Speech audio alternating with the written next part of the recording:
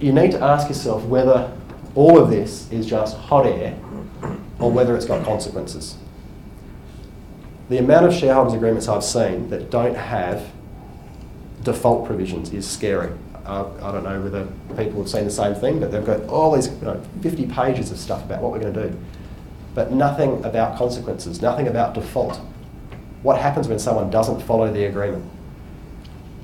So you need to make sure that those things are built in, and it usually has a default clause where you can serve notices and then you serve more notices, and then ultimately what it does is it triggers an exit or equity dilution. So in the first instance, if someone doesn't contribute what they agreed to contribute at the outset, then you can either expel them, that's getting a little bit heavy-handed right at the beginning, but it might be that there's an adjustment in equity. So that might be one way that you do it. Things get a little bit more heated, it might give rise to a forced exit and then maybe even a discount in this case. And ultimately, when things go wrong, people don't sign documents. So built into your default provisions should be the ability for the continuing proprietors to actually affect the exit. And you do that by way of a limited power of attorney. If you're signing one of these documents, because you never know whether it's going to be you who's on the way out or is unreasonably accused of something, then you need to sign very carefully and make sure that the limited power of attorney is worded such that it can't be used frivolously. And if it's ultimately determined that the default wasn't a default and the attorney was exercised, that you're ultimately compensated to full fair market value and maybe a bit more. So they're the sort of things you'd be looking for in the default mechanisms. So what do partners argue about? Pretty much everything. Conflicting work ethics is probably the number one. Conflicting financial goals, the growth versus profit, the Henry Ford thing, growth and social values versus profit distributions with the Dodge brothers. Leadership styles, somebody's worrying about what you're spending on pens and someone else is looking to expand into a new market. So there's completely different leadership styles.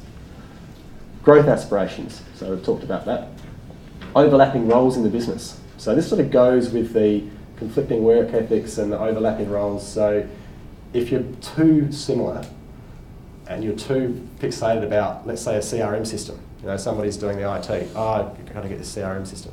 And the other guy's an IT nut as well, no, but that's not good, this one's better.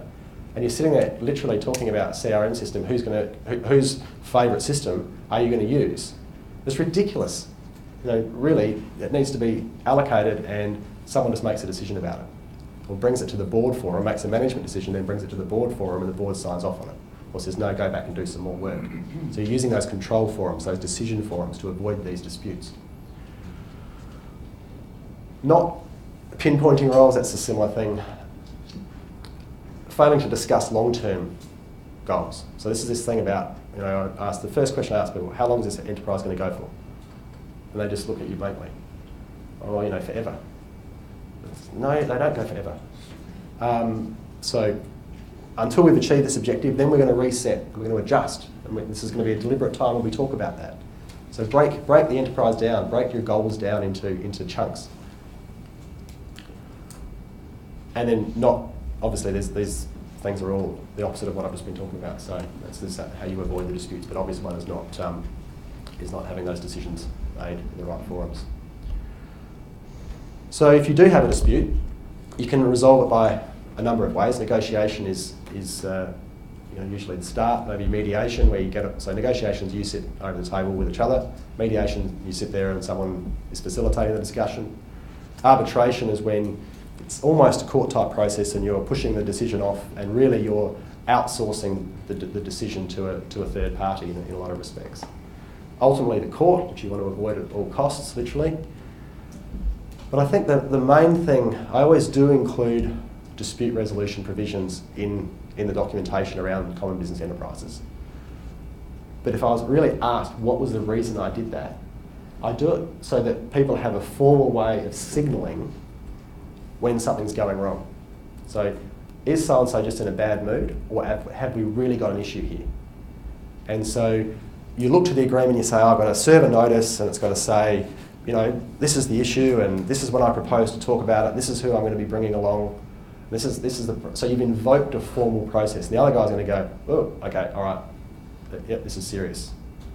And I think that's about as much value as you get out of dispute resolution clauses and agreements. So a lot of, they go on for pages and pages and all sort of stuff, but really, it either breaks down very quickly and you're in court, or it drags on and you don't really go through any sort of formal process. Very rarely do you see people follow all those particular clauses, but I think they're important just as a signalling device. I'm just going to recap here with some practical observations about common business enterprises. And hopefully, through the discussion, you've seen that valuation is a really key issue. It's a key issue when you go into business because you need to clearly value what people are contributing and what the consequence of that is going to be on how much of the enterprise they end up holding. It's an issue along the way as far as ongoing value contributions, and it's crucial on the way out. So at every stage, having a methodology for valuation and addressing the issue of valuation is really important. The problem with valuation is it's expensive and it's difficult. And it's, in a lot of respects, it's an art and not a science. So the more time you give it, the more time you think about it, the better off your enterprise is going to be across all of the stages of development. And also, and I think we've touched on this, including with some questions, is that value is contextual. So the value of money in versus the value of money out is different. There's different, if you want out at a time that hasn't been planned, you should pay, there should be a discount. Or the value should be determined on some methodology that doesn't put the other people, doesn't take the whole business off course just because something outside in your life has caused you wanting to exit. So that's different. Money in is another thing. So if money in at a time you need money, you're going to get a lot more equity. Money in at a time the business is going fantastic, you're probably going to get putting money in at a discount. So really identifying, having provisions that identify the context in which you're determining value and then how value is determined in that context is going to solve a lot of your disputes before they've happened. And it's not easy. The next one is this concept of deliberate communication along the way. So we talked about control forums. So communication, I sound like a marriage counsellor now, is about avoiding disputes rather than resolving them. And you need to set specific times to talk about specific issues. And you need to set time to spend in each of those control forums, as I said, mapping these out. When I've seen businesses do this, they've been amazingly successful.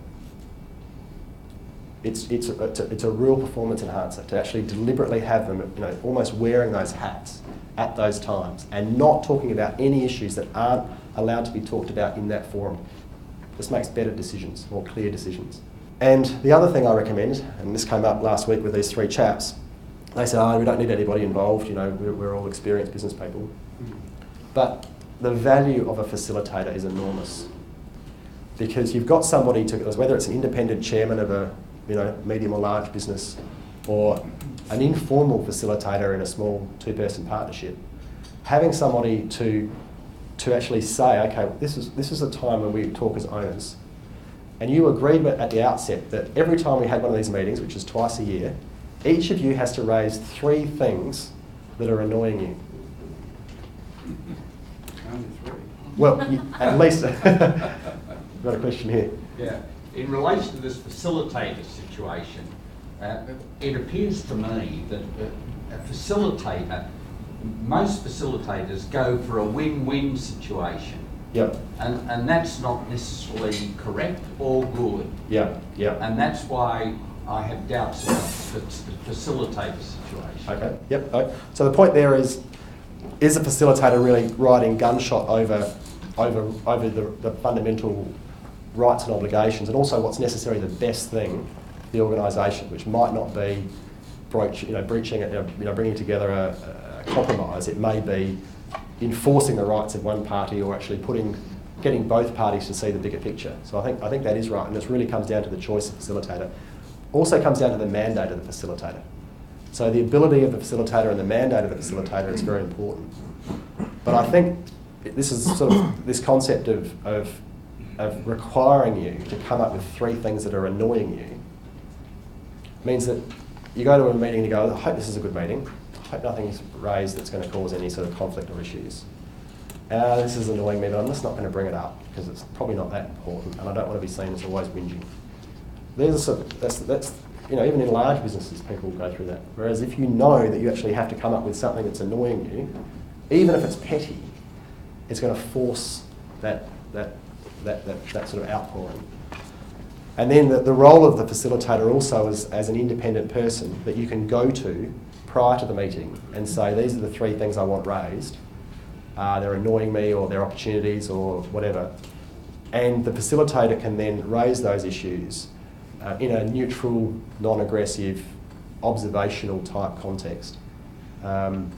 So anyway, I think that there's certainly people do it better than others, and they tend to do it better when you give them a very good mandate. But even the worst facilitator, I think, is probably better than no facilitator, and that would be my observation. But certainly take the time to get a good one.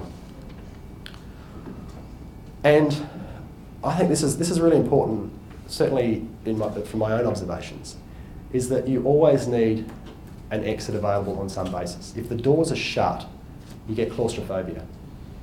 If you always know a door's open, you probably won't use it, but you know it's there. So in the context of negotiating, in the context of making decisions, in the context of your relationship with your fellow business people, there is a release valve. And as I say, in most instances you won't take it. But the concept of locking in and not having the exit available, and not having that exit linked to the purpose of that business right from the outset, is where I think you build that pressure up and ultimately blow up the value. And I'll just repeat, as far as the exit's concerned, a business dissolving is not a failed business. A business dissolving uncontrollably is a failed business. So, and that really comes down to planning for the exit. So the next thing on adjustments. Change is the only thing that doesn't change, blah, blah, blah. But it is true, there will be change. And if you don't plan for it, then you're just being naive. So adjust or blow up. Build in mechanisms. And I make this observation with people. I say, well, if you're an employee and you thought that you were worth more than you were getting paid, you'd ask for a raise. If you were supplying stuff to a customer and your value, your costs changed or the market changed, you'd change your price. And that doesn't mean just increase your price. You might drop your price as a supplier. So why is a business relationship any different? There seems to be this, it's stuck in stone, we were always going to be 50-50. And now someone's clearly doing 75% of the work. It's going to adjust or it's going to blow up. It's either going to be an exit or there's going to be an adjustment.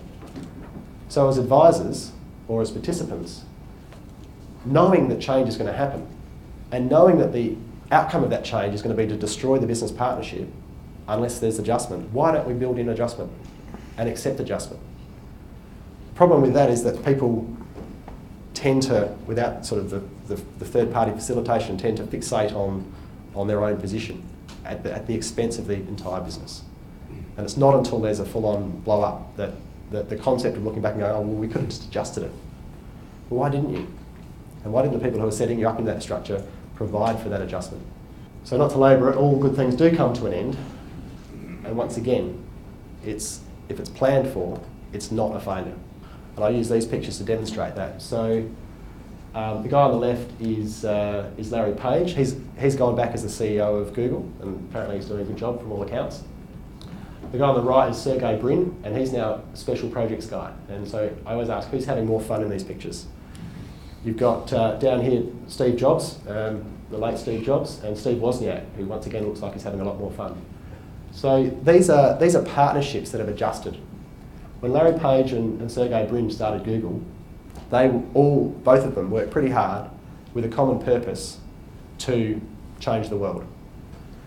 And as things happened, they became non-executives and they put professional managers in, now they've stepped back.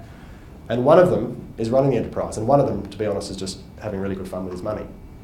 But things have changed, and it hasn't been a bad thing. And I think the same thing in relation to Jobs and Wozniak. Things don't have to last forever to be good and worthwhile. The process, and I'm going to be very, very quick here, so you don't nod off, but we meet and discuss the key issues.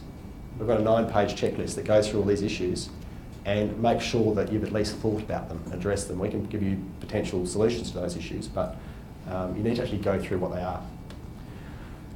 Then obviously some documents get drafted and people review them, and you look at putting your policies in place. You then establish the governance forums. You divide these things up into the table of what the forums are and what decisions are going to be made and what are the particular thresholds. And then agree on an activity calendar. When are the meetings going to take place? Who's going to be there? When are we going to discuss issues? And it might be that in 5 years' time, we're scheduling a meeting about, an exit. Scheduling regular reviews, which obviously happen a little bit less often. And I say to people, after they've spent some money with us, putting some documents in place and going through a process, is that the best outcome that can happen from this process is that you never use that document. And in fact, 99% of the value is done through the process and thinking about the terms and going through the checklist rather than signing the document. Because you've set yourself up for the stages of the business and ultimately an exit of the business to take away your fair chunk of it, and that's what we're talking about. Most business value is destroyed at the end. And I had a very, what was, I guess a profound experience quite early on in my career where I had a person come to me and he had been expelled, they'd locked the doors and changed the computer system and whatever out of a chemical business. And it was a very successful business, and this guy's life was destroyed. And his family literally were, on the street, bank coming in for closing on the house. Because there was loans associated with the business.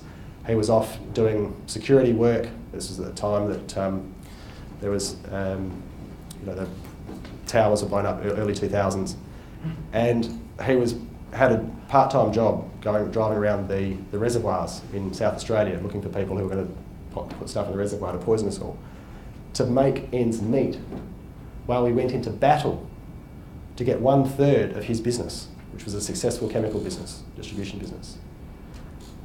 And it really set up for me just how important it is, if you are serious about going into business and investing your time and investing your capital and investing your heart muscle and years of your life, you need to get all these stages right, because the value that's destroyed at the end, it's a crying shame because it can be avoided. So how can we help? We can consult on the formation of a business. We can help form the structure and get involved in the technicalities of that. We can then draft the documents and assist with disputes if you haven't come to us at the outset, and train and coach junior staff in these areas if that's of any interest as well. And does anybody have any further questions?